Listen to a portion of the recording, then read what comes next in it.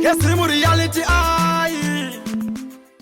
Well, yeah, man, people, welcome everyone. Welcome to Sim Reality ITV. My name is DJ Sparks Mbabwe. Natsoka panapa pandokungwava malete pandokupemta kuna nzonyaya dzakasiyana pachivhitivhiti chiri health chivhitivhiti sina maside effect tsandapinda munyaya yangu yandinayo inowanyaya yekutika pachitumbisa marodhi akasheka zviri zvikucrosseswa wari kuda dhora wako mataka chomwe dhora rako nokwanisa kucrossesa nokwanisa kukubereka.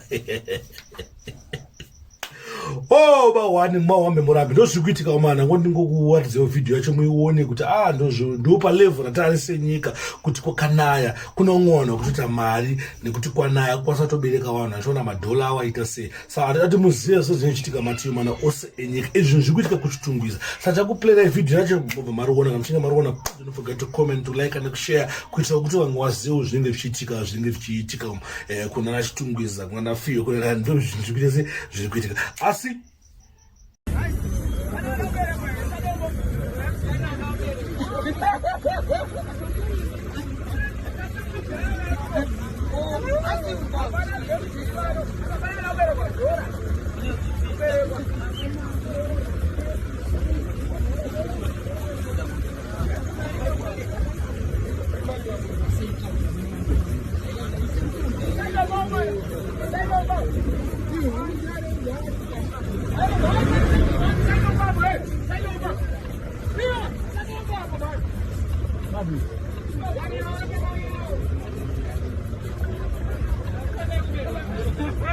right, muri Zimbabwe ndofunga mangozvionerewo mazvinzwiro mega zvoita kunzi ane dhora rake tokwanisa kumubereka dhora rake tokwanisa kumutakura ndonyaya yanga iri panapa ndonyaya ndikuonesa ndikuedza kuti ndokwa zvazosvika semhuri yeZimbabwe ndokwa zvazosvitsa situation yemuZimbabwe ndokupaira payari. Saka guys, ndisandaenda zvangu ndine video nandikuratidze ndine video nandikuonese muonewo kuti munhu uyu ane song yake nyowani kuda kubuda, it's coming soon, ari based in UK.